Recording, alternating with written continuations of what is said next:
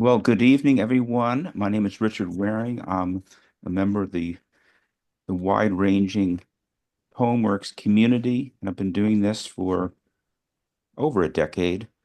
It's good to be with you, and on this beautiful evening, I'd like to start with just a couple of quotes before introducing our two featured poets.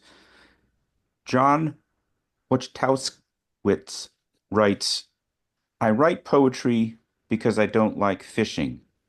But I do like casting a line into the void and throwing most of what I catch back." I can relate to that. I'm doing a lot of throwing back myself, returning to water. Uh, a dearly loved Haitian American poet who we lost recently, Danielle Legros George, who died on February 11th of this year at 60. She was the Poet Laureate of Boston from 2015 to 2019. She wrote, "Poetry is not a luxury, it is a necessity, an essential means of expression for the silenced, the marginalized, and the forgotten." And this is interesting. Robert Frost said, "The ear is the only true writer and the only true reader." I like that. I haven't seen that quote very often, but it rings really true for me. Charlie Parker said, "If you don't live it, it won't come out of your horn." And I fervently believe that. You have to become the poet that is then capable of writing the poem. That comes first. Well, our two featured poets tonight are Wendy Drexler and Charles Coe. Charles is the author of 5 books of poetry: All Sins Forgiven, Poems for My Parents, Picnic on the Moon, Memento Mori, Purgatory Road, and Charles Coe, New and Selected Works, all published by Leapfrog Press. He's also the author of Spin Cycles, a novella published by Gemma Media. Charles has won numerous awards and fellowships from organizations including the Mass Cultural Council, St. Botolph Club, Boston Authors Club, and the Associates of the Boston Library. In 2018, he served as artist in residence for the city of Boston. He is adjunct professor of English at Salve Regina University in Newport, Rhode Island, where he teaches in the Master of Fine Arts writing program. He also served on the steering committee of the Boston chapter of the National Writers Union, an advocacy organization for freelance writers and editors. Wendy Drexler is a recipient of a 2022 Artist Fellowship from the Mass Cultural Council. Her third full-length collection, Notes from the Column of Memory, was published by Terrapin Books in September 2022. Her poems have appeared in Barrow Street, J Journal, Lily Poetry Review, Nimrod, Pangyris, Prairie Schooner, Salamander, Solstice, Southern Florida Poetry Review, Mid-American Review, Hudson Review, The Sun, Threepenny Review, among others. She was awarded the 2021 Jurors Prize for Art on the Trails, Southborough, Massachusetts, served as poet in residence at New Mission High School in Hyde Park, Massachusetts from 2018 to 2023, and as programming co-chair for the New England Poetry Club from 2016 to 2024. Please welcome Wendy and Charles.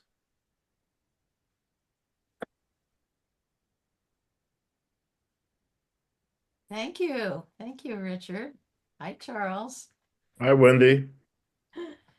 So we thought we would do a round robin and respond to each other's work. And I'm excited for this. So we we have a pair of poems to start with, and we have another pair somewhere in the middle, but we really don't know what's going to happen beyond that. But it seemed timely, as Charles suggested, to read some political poems,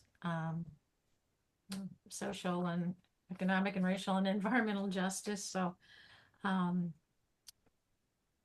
here we go.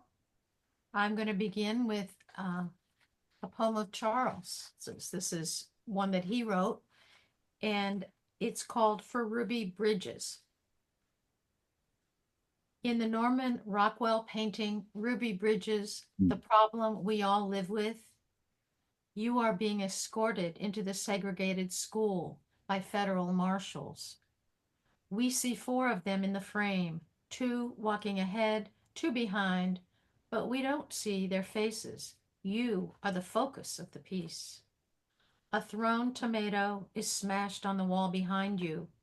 You walk straight ahead past the red guts dripping down and piled on the sidewalk, past the faint ghost of nigger painted on the wall. Someone tried, with limited success, to scrub away. Ruby, what can we possibly say about you? What words can describe this 6-year-old child, armed with only a notebook and ruler, walking resolutely past that pack of jabbering hyenas, past the woman who every day threatened to poison you, past the woman who every day waved before your face a black doll in a coffin? The lead marshal said you never cried once during that nightmare year. What can we possibly say about you, brave as any astronaut climbing into a tin can to be launched into the airless void? Wow. Mm. Beautifully read, Wendy. Oh, thank you. And I actually saw that painting at the Norman Rockwell Museum last summer, and after so much white pablum of just, the blonde-haired families, to see this cover was just Mhm. really awesome. And I mean, he was told by the Post he could not depict black people except in servile roles. I mean, it was really Mhm. hideous. So, Mhm. Mhm. but once he left them, he started really painting from his heart. Yeah. Mhm. Mhm. Well, a slight historical correction. He was told by the Saturday Night Post, right, right. And then he moved over to Look and some other magazines, right? Yes. And there was a lot more elbow room for political content there. Mm. Exactly. Mhm. Yeah. Beautifully read. Oh, thank you. And when I shared this poem with Wendy, she sent some poems, and this one really knocked me for 6. This is Wendy's. To a long-stemmed rose lying in the middle of the street the day after a January snowstorm. Your unmistakable brightness from 10 feet away sizzled from the gray of the pavement, the white fretted hedges. And drawing closer, I marveled at your uncrushed blush, somewhere between maroon and madder. Most likely you'd fallen from a truck or a bouquet, but I'm going to say you were an offering. No, more than that, an exhortation to be as courageous as 17-year-old Jan Casimir, whose middle name is Rose, who, protesting the Vietnam War, faced a bayonet-cocked row of National Guard soldiers, clasping a single flower. I picked you up. It was to rescue you from the onrush of tires, or the year barely opened and already strained with threat and spent with fire, because I need your courage. I stand with you in the middle of the road, looking at your fiery whorls, your tightly held petals that have no choice but to unfurl. Mm. Charles, it's wonderful to hear you read my poem. I love it. I love it. And back at you. Okay. All right. This is an elegy for Iruna Ratushinskaya, who was a Soviet dissident poet. She lived from 1954 to 2017. 4 brutal years in a gulag prison, you wrote your poems on a bar of soap with a burnt matchstick, memorized them, then washed your hands and your poems down the drain. Despite freezing, despite hunger, despite forced labor, sharpening your mind to write beauty in captivity. Of frost on a window, you wrote only a blue radiance on a tiny pane of glass. Everything is attached to everything long enough. Moon to sky, the ocean to its wave, your bar of soap to the burnt ash of the match, frost to glass, oyster shells to a rock they can't be pried from.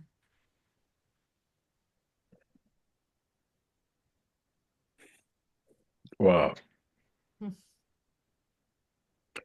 Prelude.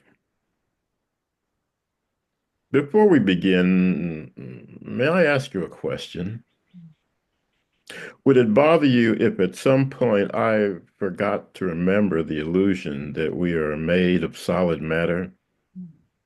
That we instead consist of atoms and electrical charges, or 99% empty space? Would it bother you to look through my suddenly spectral form and see the backrest of my chair? It wouldn't be intentional, a parlor trick.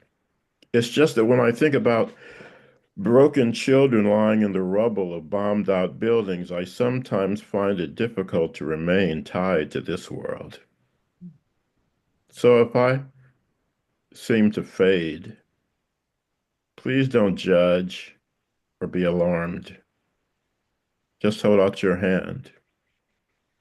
We can touch palm to palm to keep ourselves connected to this terrible and beautiful place. Remind us we are made of the same stuff as the stars. That's so beautiful. So beautiful. Makes me not want to read something blasting, but Who wrote that prelude? That was mine. We're alternating. yeah, We're reading some of each other's poems, and then when we're not reading the other person's poem, we're reading our own. right, right. Now we're reading our own. All right, all right. Gotta read something kind of mellow after that because of the beautiful ending. You can do whatever you like. I know. We're gonna get into some tough stuff, but because of that very empathic ending, I'm gonna read Let Healing Come. This is after Jane Kenyon. Let healing come in ordinary time to the tattered boughs of the fir tree cloaked in snow.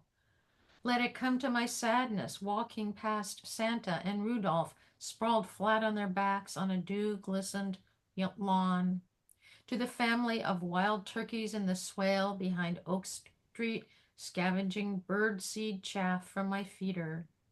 Let it come to the boy in the Domino's van delivering a small cheese pizza, to the man down the block who shelters alone, to the stricken in sealed off rooms, in silence, in vanishing, and to their loved ones who dip their hands in grief.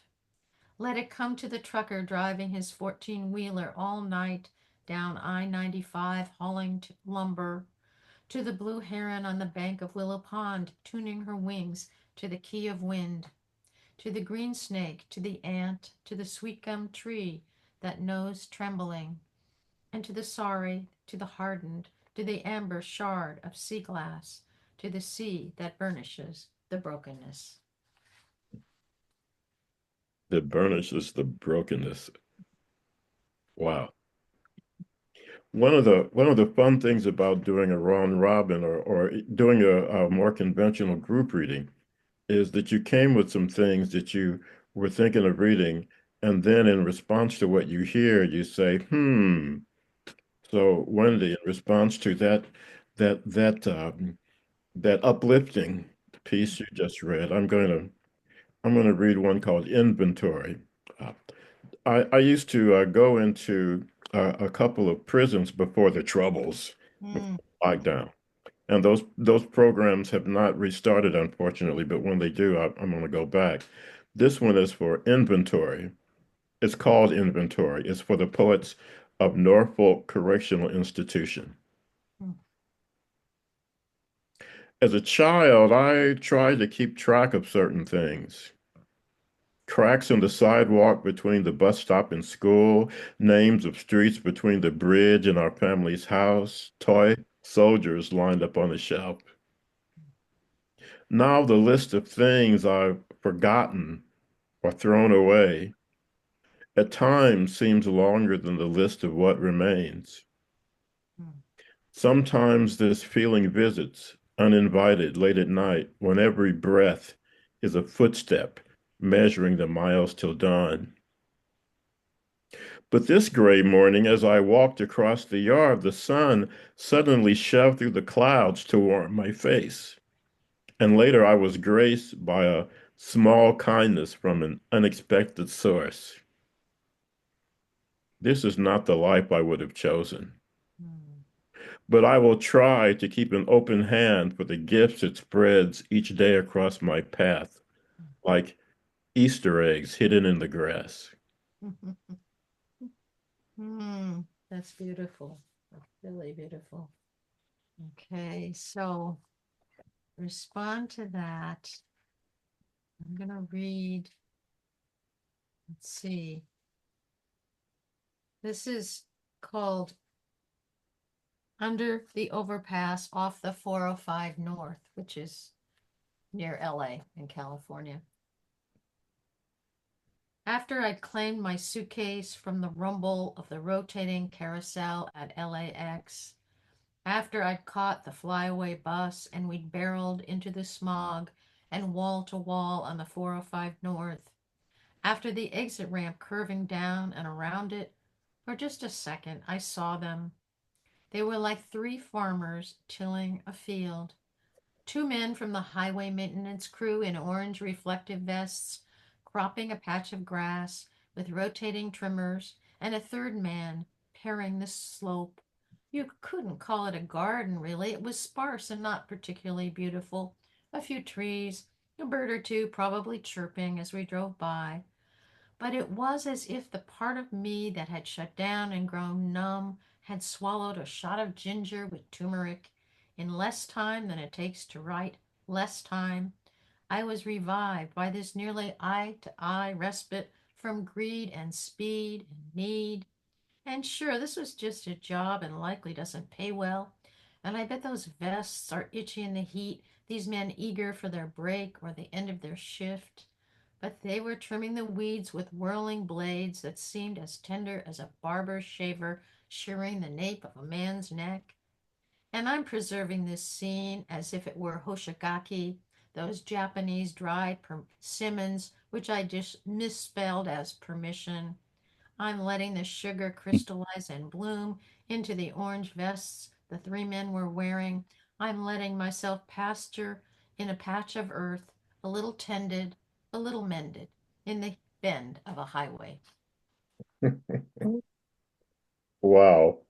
Yeah, it so much one of what I so much of what I like about your work, one of the things I like about your work is how much of an observer you Mm, are. mm, mm. Thank you. Thank you. You're an observer. Yeah, I think that's good observation. I do like to observe. Yeah, yeah. And you tell your students, your writing students, that one of the things poets do is we keep our eyes open, we look and we listen and we smell and we touch and taste and we walk through the world without our phones glued to our noses. Right, right. You can take in so much if you're just paying attention, if you're listening. And we seem to be bending toward the need for refuge these days and solace. Yes. In our work. Yeah, and I thought of the three men because I counted the two men here and the one man there, and that I read that when I heard your inventory, which was beautiful. And you say paying attention. Did you see that movie? Anybody see that movie, Lady Bird, Mm. uh, by the director who did Barbie, actually? Mm-hmm. Anybody see it? Richard, you said you saw it? Yeah. Well, there was a moment where this young woman, she was in high school and she just couldn't wait to escape her little small town, and she dreamed of being elsewhere. And she played a little prank and got in trouble, and she's in the principal's office, the nun's office. And the nun is not played the way nuns are stereotyped. And she tells this young lady that her essays about her town, Sacramento, are beautiful. You must really love it. And the girl says, "Well, I don't love Sacramento. I just pay attention." And the nun leans forward and in this throwaway scene, shot very quietly from the side, paying attention, isn't that a form of love? Mm-hmm. So you were paying attention to those guys cleaning up by the side of the road. And you just made me think of this other poem. I live around the street, around the corner from Tory Road in Cambridge, where I couldn't even afford the light bill for one of these houses, for much less afford the house. But this one is called Yard Work. On the grounds of a Brattle Street Tory Row mansion, two men are working, short and squat, broad-chested, bow-legged, so alike they could be brothers. Aztec warriors reincarnate, who in a distant past marched shoulder to shoulder, terrorizing the southern plains, clad in quilted cotton armor, wooden helmets festooned with the symbols of the fierce jaguar or eagle clan. Now, one lifts a large plant from the bed of a pickup truck, corded muscles flexing as he lowers the heavy pot onto a cart. The other man, with arms that once wielded the machatikal, the massive wooden sword lined with razor-sharp obsidian spikes that conquistadors claim could behead a horse with a single stroke, spreads mulch beneath a hydrangea bush, his rake moving in a slow meditation, his ancient face quiet and still.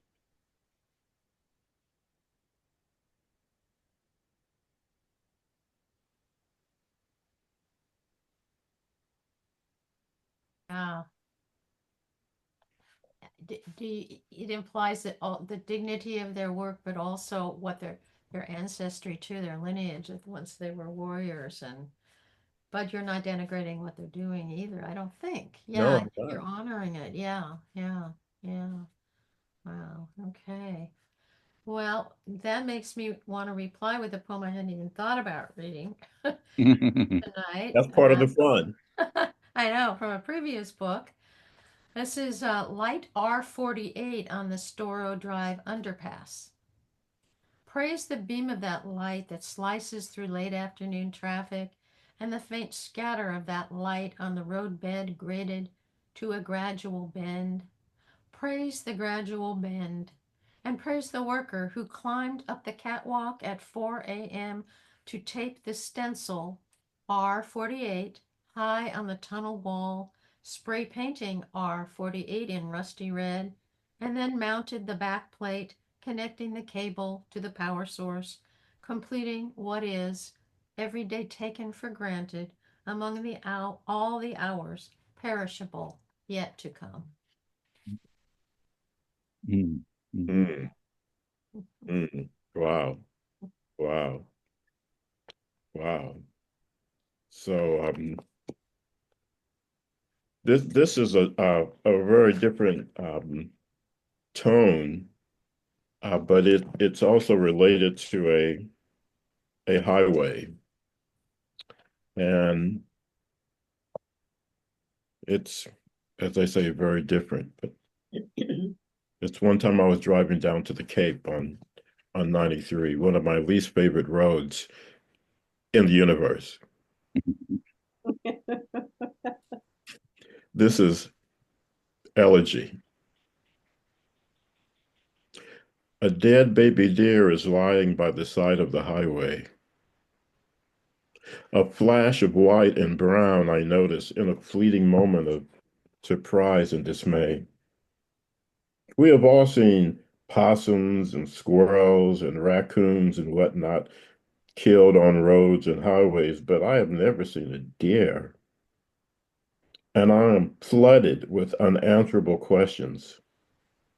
Did it wander away from its mother? Was it orphaned and stumbled in confusion onto this highway for its first and final encounter with the world of humans? Did someone pull onto the shoulder, drag it to the side of the road, take out a phone, and with shaking fingers punch in the numbers to inform whatever earthly authorities oversee such matters? I speed along in my 2,000-pound chunk of metal, captured by the irrational thought that there was something I might have done or could do now. But I have nothing to offer, nothing to add. Can only think of deep forests that will go unexplored, tender green leaves untasted. Mm.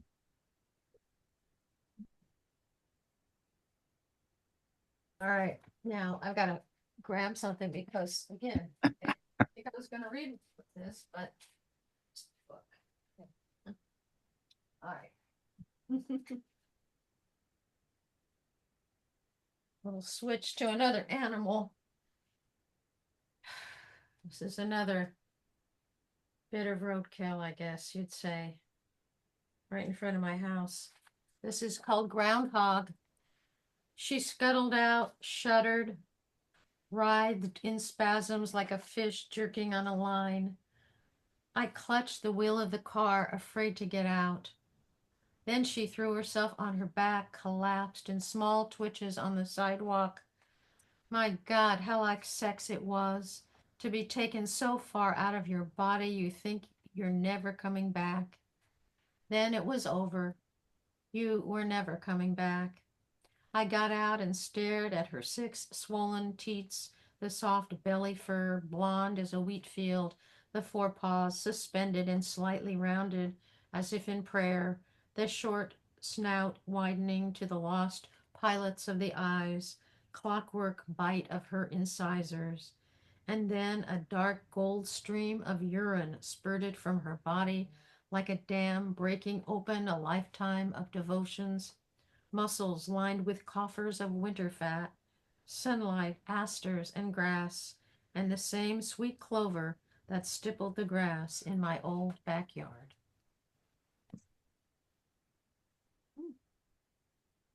Wow. Wow. So So, painful. this is, it's like poetic volleyball or badminton, not badminton, poetic ping pong.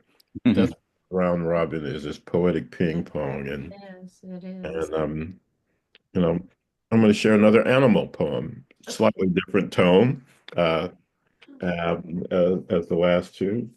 This is quality of attention.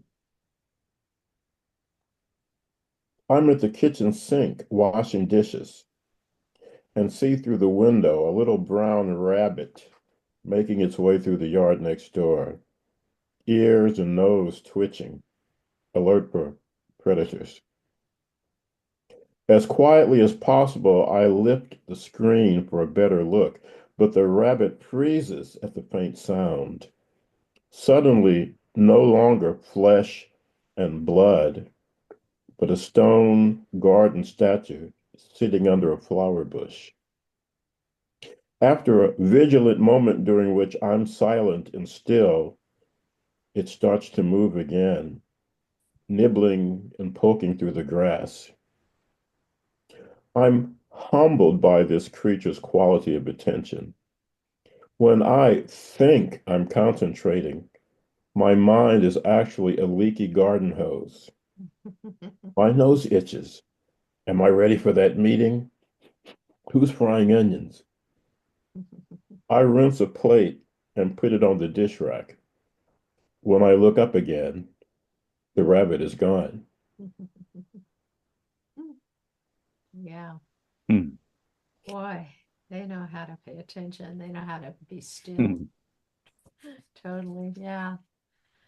Okay, all right. I actually saw two groundhogs this afternoon. I was standing in my driveway talking to my neighbor who came across the street, and all of a sudden from her driveway, two groundhogs came barreling down the driveway across the street, ran right past us, one in hot pursuit. I mean, they almost ran into me. They were so focused on, well, you know, it's spring. Yes. All right, I had shared this poem with Charles. I was in a mood. I've been reading Bob Hickok and his sense of irony, and I had read about the dire wolf that's been de-extincted. I don't know if some of you heard about that in the news. So the dire wolf has been de-extincted. From what I'm reading, it's a pretty big deal. Scientists figuring out how to take DNA from a 13,000-year-old dire wolf tooth and a 72,000-year-old skull and make 20 precision edits to the genomes of gray wolf cells to make them more dire. I'll skip a few technical steps to say that after lots more work, the scientists implanted dire embryos into hound dogs who likely found it dire to have to serve as surrogate moms. You can find videos of the three pups drinking milk from a bottle. They are very cute, and so are my kittens. I guess I don't have a scientific mind, but I don't really get why scientists wanted to bring the dire wolf back after 12,500 years. Won't any creature find it dire to be de-extincted and then have to deal with the Anthropocene? How about trying to save one or two of the 150 species going extinct every day? And how are these three pups going to be able to find mates? Will they like Beyond Burgers when their ancestors dined on mega herbivores and ancient bison? Will they be clobbered when their snowy white coats become a fashion trend? By the way, next on the list, the woolly mammoth and the dodo bird. I can't wait. Yay for scientific inquiry. But what about war, climate change, cancer, racism? One last thing. The two male pups are named Romulus and Remus. Hmm. We know how that turned out. Wow. Oh my goodness. The future is here. Isn't it crazy? It is. It is. Well, you know, I tried to write a poem about DNA one time, and I was writing about. I was trying to use all the scientific terms, the genetics and the biochemistry and so forth, in an elegant and artful way. And I worked with it, and I looked at it at one point. I said, you know, this stinks. It just really stinks. And it was so bad, I couldn't do anything with it. So I just put it aside and came back a few months later and I looked at it and realized the only thing I can save is the title. So I saved the title. And the title is DNA. The young woman on the bus wearing headphones has a mole on her neck. Maybe the same mole in the same place on some ancient ancestor itched with sweat as she crawled on hands and knees through the king's garden, back bent, pulling weeds. I know someone whose husband died a month after their baby's birth. Years later, she had to turn her face away when her teenage son brushed the hair from his girlfriend's forehead with exactly the same gesture as the father he had never known. Some mysteries are greater than the birth of stars. That sound you hear the moment before sleep isn't the wind, but your own flesh in a timeless, whispered conversation with itself.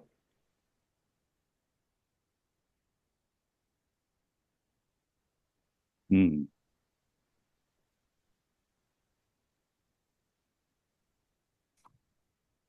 Uh, hmm, Let's see. Okay, this is maybe related to DNA. Watching everything becoming completely itself. The way, for example, the nuthatch inches upside down the trunk of the maple, gouging the bark for insects, and the soft creases at the back of my 5-month-old grandson's knees.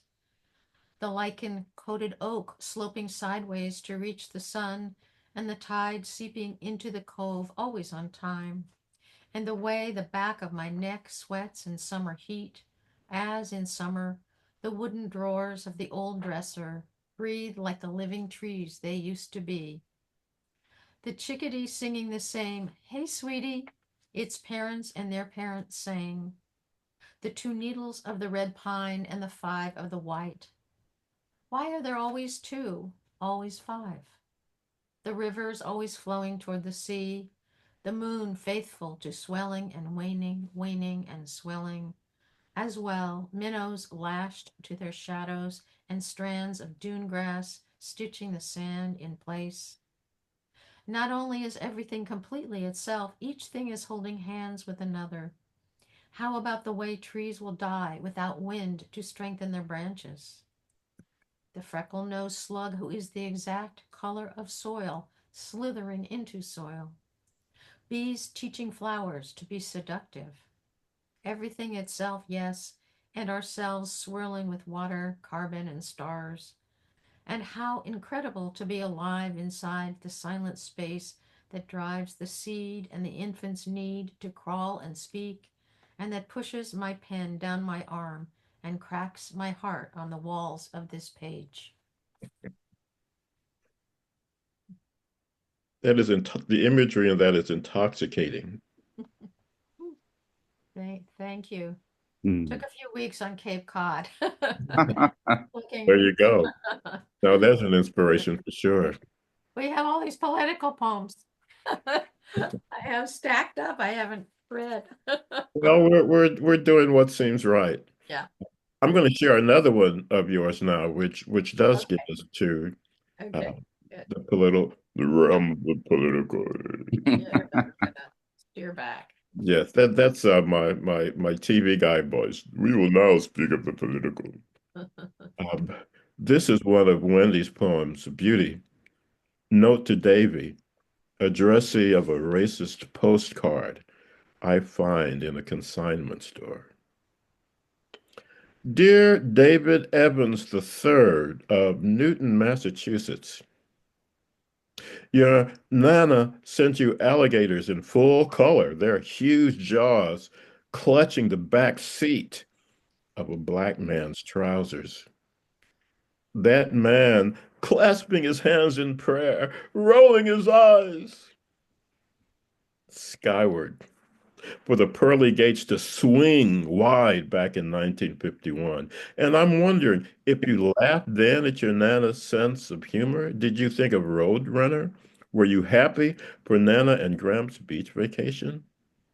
Her crisp waves of cursive, the bland, grand weather, and arrived here yesterday.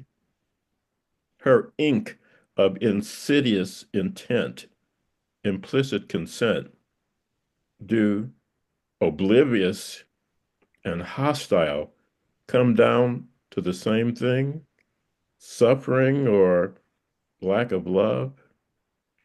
Davy, if you are alive and read this, please let me know. Was it you threw Nana's card into the consignment store bin, thinking or hoping that was the end of it? Or are you all cried out? Do 1,000 alligators bewilder your dreams? Or do you sleep at night as unburdened as the boy you were? Or toss and turn, your fitful flesh as dry as tinder? Let me know if you would. Your thoughts on forest fires, whether drought or because someone's dropped a match and how they spread. Whoa. Mm. Wow. Wow, indeed. Thank you for reading that. Yeah. Ugh. Still see that card when it brings it back.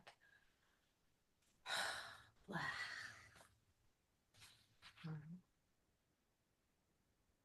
All right, and this is a beautiful poem of Charles's. For the ancient Boston bar with neon shamrocks in the windows, recently departed. Years ago, one rainy afternoon, I wandered into the bar in search of a payphone. Scattered in the gloom, a dozen pairs of eyes, as cold and hard as Irish granite, glanced up and settled on my dark skin. I know that in the proper circumstance, anyone there might have been delighted to crack my skull. Even so, I've seen enough of what I thought was mine slip away, that when I pass their old haunt with its shiny new facade and the flock of brightly plumed young revelers whose mating calls fill the night, I can't help but feel a twinge. Loss makes brothers of us all. That so beautifully combines the pain of that experience with your empathy and that universality of loss. It's really a beautiful poem that holds those two in such tension. And I just love hard as Irish granite, cold and hard as Irish granite. Oof. It was not a pleasant experience being in that space in that moment.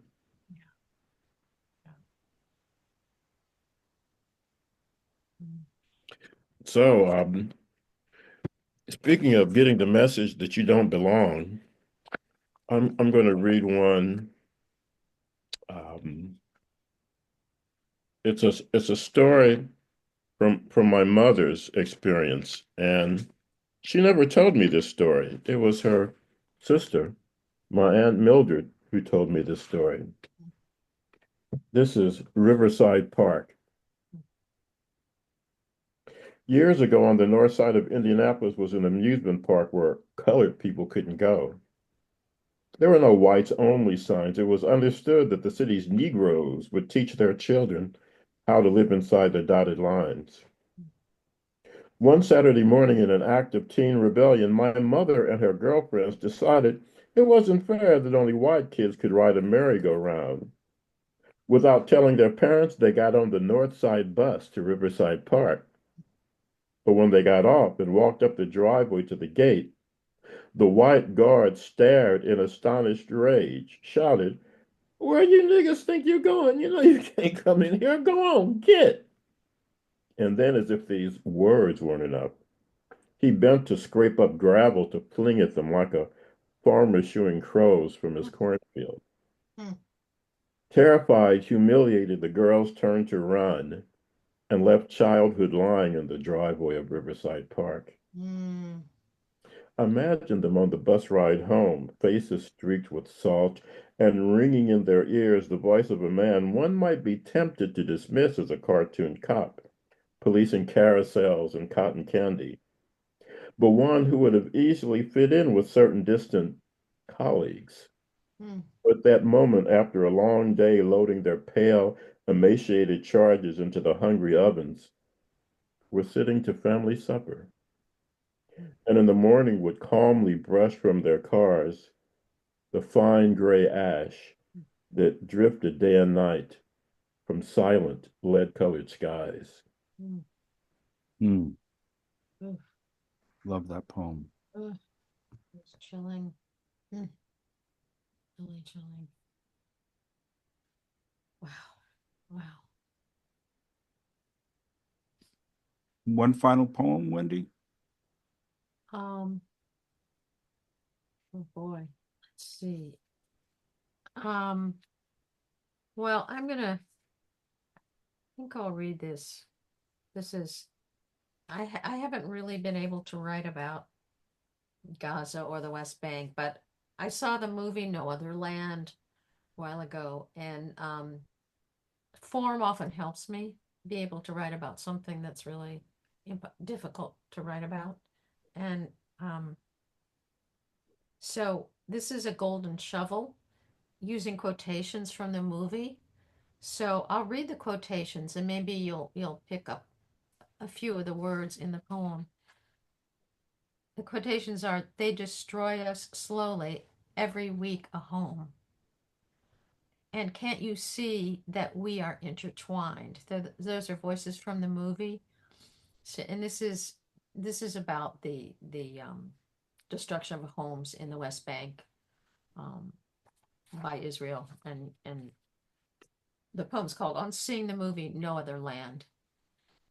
The West Bank settlers believe the land belongs to them, believe what they are doing is justified, that ancient law divines the right to terrorize and destroy Palestinian homes, makeshift with concrete blocks and corrugated metal, that it's them or us, while we in our row in the worn out theater are shrinking slowly into the worn velveteen of our shame as humans, as Jews.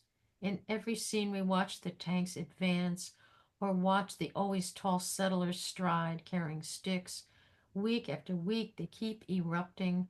The punctual army engineer, his impervious authority to destroy a school. We watch the teachers evacuate boys and girls from their classroom home. No safety even there.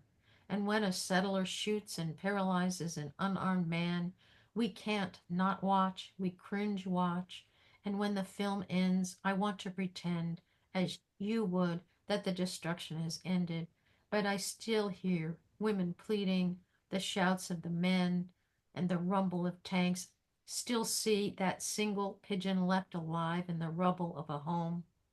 I want to know if that bird is alive. I want kinder gods, and I want humane politicians. And after we leave the theater, I don't know how to wedge my outrage into action. My words are thinned across the distance where land and anger checkpoint and break, so bitterly intertwined. Mm. Hmm. Wow. Wow. One last poem, Charles. Okay, I will. We've touched on some difficult topics, and I'll end this maybe on a hopeful note. Mm. This is a response to the people who say, "Oh, there's no point. Everything's messed up." Blah blah blah blah. This is if what you say is so. If what you say is so, that this world's heart is cracked and crumbling, I should get ready for the coming round of gray days. I will stand before cracked mirrors, practicing dyspeptic scowls to flash at babies when their mothers' backs are turned.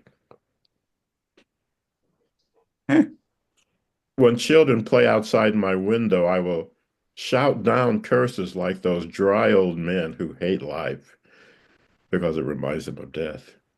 Mm.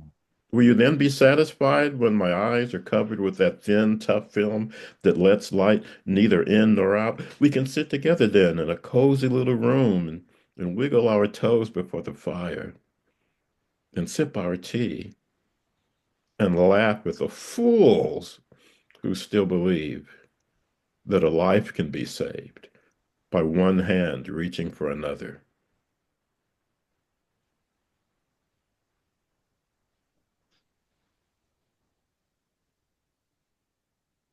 Wow. Such a great reading. Talk about intertwined, braided together with some interesting spontaneous notes of going off in different directions. Charles, at one point when you were using a funny voice, my screen said, confirm what language you were speaking. Never had that before. I thought that was pretty amusing. That's pretty good. Are you still in English land or not? Yeah. And we all know that Mary Oliver knows that, love is attention. Attention is love. I just love what you're talking about there. And also the great poet doctor, William Carlos Williams, when people asked, "What do you do for a living?" In answer to both, he said, "I listen." And it's been great listening to you. And with a lot of love and attention, I'd like to have Carla Schwartz come on and share some more in this loving room of ours that we're gathered in tonight. So thank you both. Thank you. Wendy, you rock. You rock too. Thank you. Thanks so much. This was a pleasure. Really fun. Uh, okay. So you can hear me? Yes. We don't Great. see you though. Can we see Oh, Carl? wait. There we go. Oh, there we go. Oh, okay. So I'll read you two poems, and I'm just floored by this reading by both of you. The back and forth communication was just it was really wonderful, and with all the dread, there's also hope, and that was really lovely. Hmm. This is called Remnants, and both of the poems I'm going to read tonight are in the political vein as well. Remnants. After the Lord decreed reading a sin, after like children we hid the books under the bed, pulled them out at night, after we read by the light of the moon, after only the self-chosen few enlightened themselves, the rest learned only to fill in an ellipse on a ballot, the ballot with only one name on it. When the libraries, long since boarded up, still filled with dusty remnants of rotting books, when the reading glasses manufacturers, the printers, the sellers, all bellied up, when Tennessee was coastal, when only the birds survived, when no one is left to read this. Hmm. Hmm. And my second poem is I guess an epistolary. It's called Dear Mother. Help me make sense of these horrors. I know you'd tear up at the tyranny to relive your nightmares from Hitler's Germany. Hmm. It tears at me, the old man at the desk, tearing up every page he can find until he starts at the money, but stops himself, realizing his face now imprinted on the notes. Teach me again the algebra of resistance, how we can solve for X from Y when relationships are inconsistent. Introduce new variables with irrational coefficients. Oh, could that be you to specify the inverse of morass? This problem, I'm afraid, might stymie even a Holocaust survivor. How do we shout when shouting's forbidden? How do we speak out when tongues are knotted or chained? Do we begin with transcendence? Tell me where to hide, where to find safety. Is it in the soil? Is it your dust where I might grow something I can still eat? Thank you. Hmm. Oh. Thank you, Carla. Mm. Next up, please welcome Steve Nickman. Thanks, Richard. Wendy and Charles, your poems are just so beautiful and so provocative. But somehow, after hearing you both read, I feel serene and reassured. Hmm. I just have one poem, but it has an epigraph. The Yahoos. The master horse showed me a human figure feeding upon roots and flesh, and said it was called a Yahoo. I asserted that such Yahoos were the governing animals in our country. Jonathan Swift's Gulliver's Travels. Hmm. If anti-Semites are Jews themselves, or evangelicals, or need their Jews for some other reason, they and their friends must find substitute Jews to be anti-Semitic to, and accuse them of anti-Semitism, having opinions, or just liking other people. They seem to be so keen on protecting Jews that they blame the bicycle riders, the cows, even the rabbits for being anti-Semitic and refuse to feed them. These yahoos who have no consciences also find other folks to persecute, drive from the villages, to carry their own sins away. Soon the nation will be miraculously pure, miraculously free of Muslims and Venezuelans, almost entirely English-speaking, miraculously guiltless, whiter, but because it's sending away the doctors too, not feeling well. Hmm. Thank you, Steve. And now Margot Wizansky.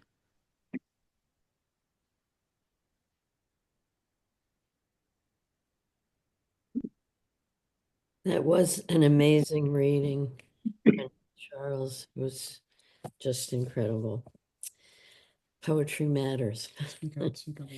The contemporary novel. After I closed the novel I'd just finished, I noticed that recently every book has at least one character who's gone to war, on foot, on horseback, by chariot, by ship, by tank, or plane, has been shattered by war. Waterloo to Omaha Beach to Khe Sanh, Hastings, Pusan, Pork Chop Hill, My Lai to Gaza. The question not whether that soldier has been wounded, because every soldier surely is wounded, whether or not the soldier's cheek is scarred, whether or not the soldier has a prosthetic limb and can't settle back to a normal life, if such exists, after a sniper attack, ambush, bombing raid with a spear, a sword, a gun, bayonet, grenade, IED, killing other young people and women and children, and can't possibly live with the knowledge they've killed. The faces, the accidents, confusion, collateral damage, knowing maybe always, since Korea at least, that the reasons for the conflict, if it can be called a conflict, are usually not the soldier's own, often needing to justify their participation, say they have to protect their buddies, keep them alive. How war makes no sense. The planet is dying.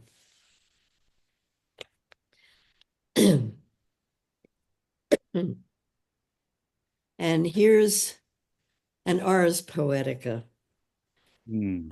with lines from Jane Hirschfield, If the Rise of the Fish. It was a shroud that forced me into poetry. We wrapped our dead friend in rough muslin, unhemmed, undyed, unlovely, hands and legs sewn closed. Her death entered me, wouldn't leave. I could do nothing but write. Is a poet granted an afterlife? A friend who's ill reads a poem of mine over and over. It consoles him. I too have a poem in my head, easily brought to the surface, my eyes welling as I recognize its return. If the rise of the fish, if your hands on my thighs, if your tongue, for a moment, if singing and grief. Beyond words, only touch, then breath, then overflow of mystery. Have I been enough? My soul, at once enormous and insignificant? Why, after a coma, my mind empty, interrupted, did I come back? Was it to write my guts out? The dimming, the slipping of time, why I am, or you, my love, repeating. How little left for us to hold. How much? Hmm. Wow. Wow. Please welcome Harold Wintle.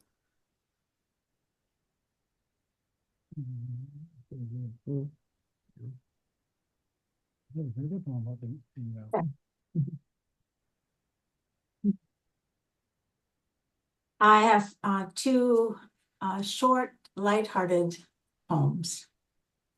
Oh, and this has been a great evening. Thank you so much, everyone. Ariel and me. I danced with Ariel, age 3. He was wearing a polka dot dress. I was wearing sunflowers. You have flowers, he said. My favorite, said I. Airplane, he exclaimed, pointing at the sky. Let's go fly, said I.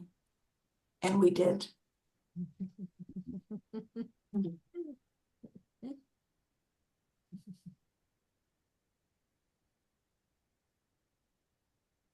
Oh, my computer shut down on me, so just give me a second to pull my poem back up. Sure.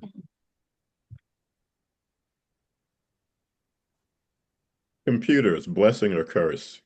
Right. Okay. Oh, now I got impatient and turned it off. Okay. Here we go.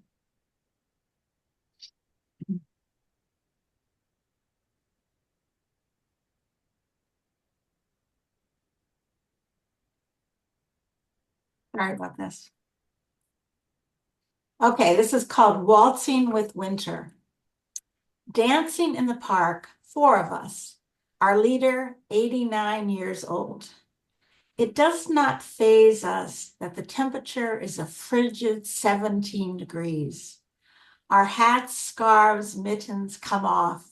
We are hot with adventurous spirit. On the one of the coldest, most dangerous days of the year, did not leave us inside or sad. Hmm. Thank you. Thank you. Our penultimate poet, Margery Silver.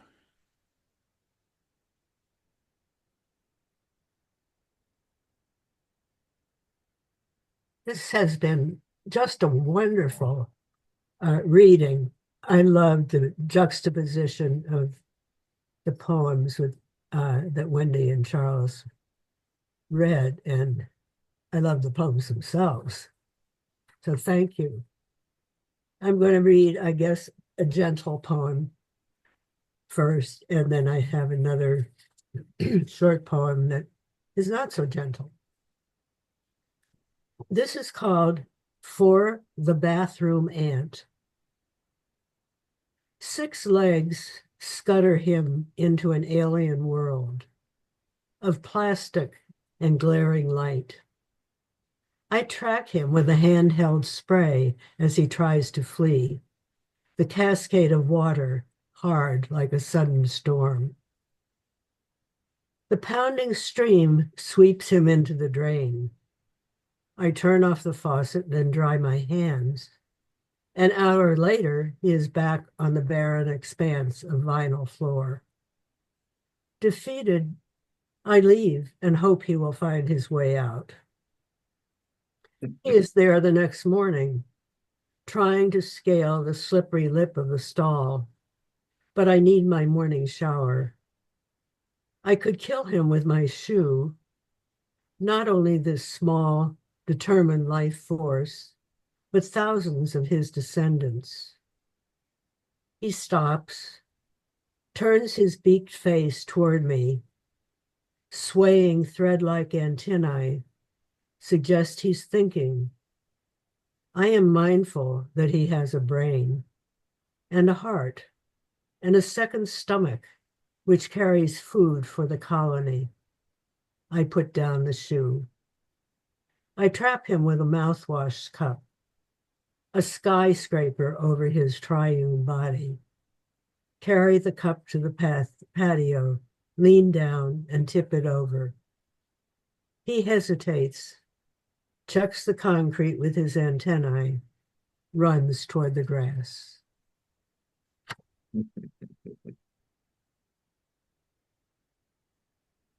And this more recent poem, within the last couple of weeks, is called Blown Away. Toy soldiers marched across the floor. Every one of them fell down. The haters with the poisoned tongues, they did not hold, they blew away. Will others come to take their place, to contaminate another day? The prayers, with self-serving prayers, will their hymns no longer sound? The sycophants, with smiles so sly, will they find a new felon to crown? Or will his minions drop their blindfolds to finally see his feet of clay? The words that I have written down, will they hold or blow away? Thank you, Margery. Wonderful, wonderful. I thought I lived alone, but I discovered that, and I acknowledged that I actually live with a spider that lives in my bathtub and is able to scale its web uh, up and down depending on the water level. So I'm not alone. I don't think any of us are. I'm going to close this out with a poem that I'm reading at the National Baseball Poetry Festival in Worcester over the weekend. It was one of the poems that was selected for this year's festival, which happens in the town that the author of Casey at the Bat lived. And I met Bill Littlefield there, who did the radio program Only a Game. And it was great to talk with him. Madison, New Jersey, 1957. 24 Nagasaki schoolgirls, flayed by the blinding blast, come to New York for plastic surgery that will give them all new faces. It is the year flip-flops designed for Americans are made by the Hiroshima Rubber Company. A nanny named Toko sings lullabies and makes paper cranes for my brother and me. Hula hoops are a craze in both our countries, and a souvenir shop in Nagasaki is doing well on the very spot where atomic energy changed everything.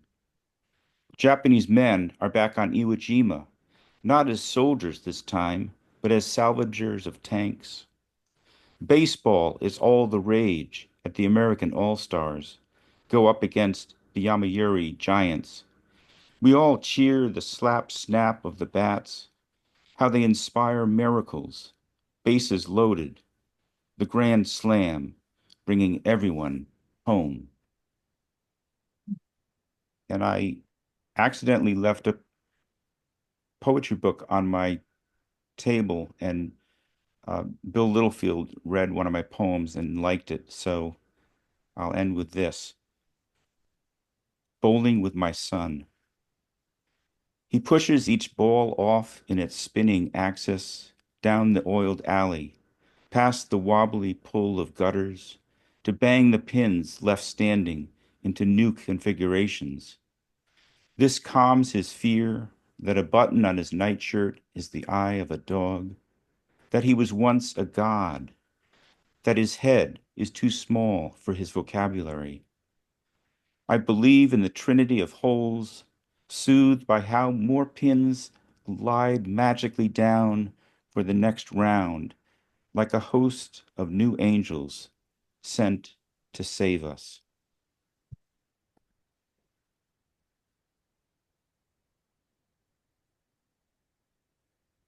Cool. Well, this has been just an absolutely wonderful evening, an evening to soothe the heart and stimulate the mind.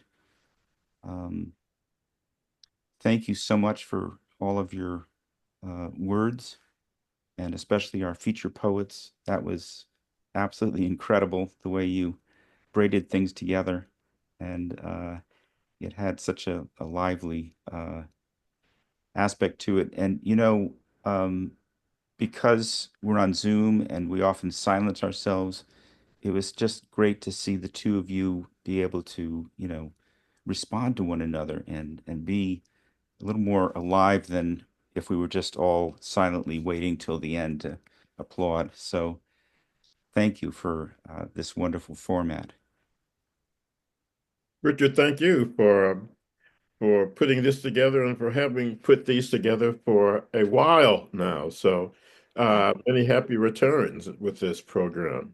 Yeah, Thank you so absolutely. much. Carla's posted, she has a reading. She's posted in the chat. And Charles, I hear you have a reading. Is it tomorrow? Will you Yes, tell us about that?